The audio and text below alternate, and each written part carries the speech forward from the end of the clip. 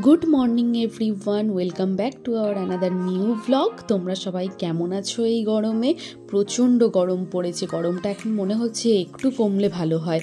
আর এই যে দেখো, সকাল সকাল ইভান উঠে ব্রাশ করতে শুরু করে দিয়েছে। যতই বলি আমরা করিয়ে দিই না, ও নিজেই একা একা ব্রাশ করবে। তারপরে ব্রাশ করা হয়ে যাওয়ার পর আমি ওকে খাইয়ে দিলাম। খাওয়ানোর পর ওকে রেডি করছি। আর রেডি করতে দেখো ওকে দুজন মিলে রেডি করতে লাগে। একজন প্যান্ট, একজন জামা। আর জামা প্যান্ট পরাতে গেলে যা দুষ্টুমি করে।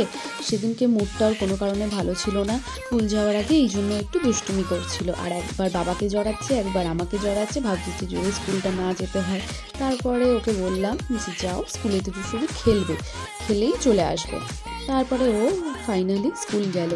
ওর দিন ওকে ছেড়ে দিয়ে আসলো, পাপাও গেছিলো সাথে। তারপরে ওকে দেখো কি সুন্দর, আমি যে টাটা করো একবার রাগ করেছিল আমার উপর, অনেকবার বলার পর তারপরে টাটা করলো।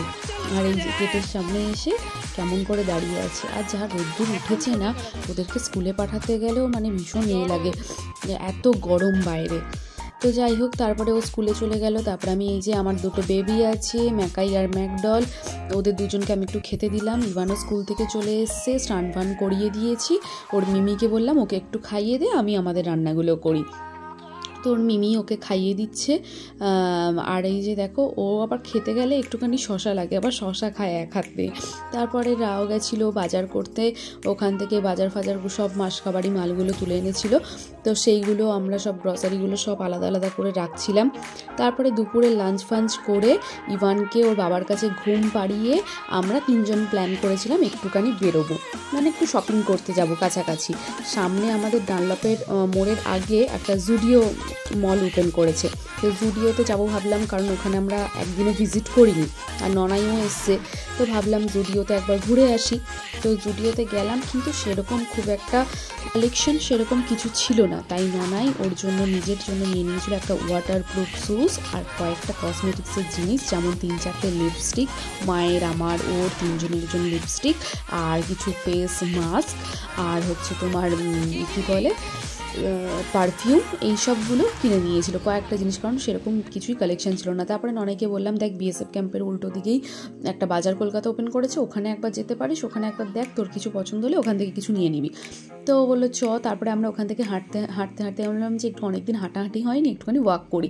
মাঝ রাস্তায় দেখলাম প্রচণ্ড গরম লাগছে, তো একটু কোল্ড ড্রিঙ্কস ট্রাই করলাম তিনজন মিলে। যা গরম পড়েছে সিরিয়াসলি। তারপরে আমরা চলে গেলাম বাজার কলকাতাও ননাই কোনোদিন আসেনি, যেহেতু নতুন ওপেন করেছে। আমরাও জাস্ট আগের দিনকে পয়লা বৈশাখের আগে একবার গেছিলাম, আর এই এখন এলাম।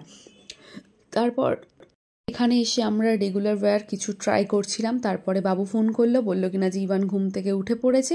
আমি বললাম তাহলে ওকেও রেডি করে নিয়ে চলে এসো। দেখো এসেই দুষ্টুমি শুরু করে দিয়েছে, খেলা। আর তোমরা তো জানোই ইভান বড় স্পেস পেলে খুব খেলাধুলা করতে পছন্দ করে, এটা সব বাচ্চারাই। কারণ ঘরের মধ্যে ওরা যেহেতু সারাক্ষণ থাকে, তো কোনো ওপেন স্পেস পেলে ওরা একটু খেলাধুলা করতে ভালোবাসে। তারপরে আমি বলছিলাম পড়ে যাবে, স্লিপ কেটে কোলে এসো বলে চেপে কোলে নিয়েছি, ও আর কোলে থাকে, ঠিক টুক করে নেমে পড়েছে।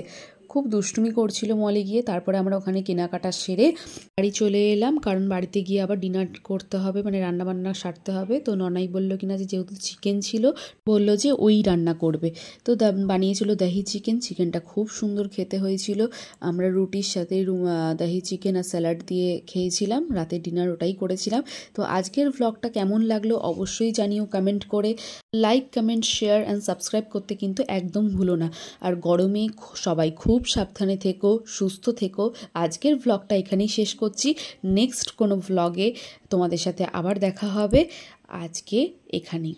তো আর যদি দহি চিকেনের রেসিপি চাও তাহলে অবশ্যই তোমাদের সাথে শেয়ার করব। টাটা।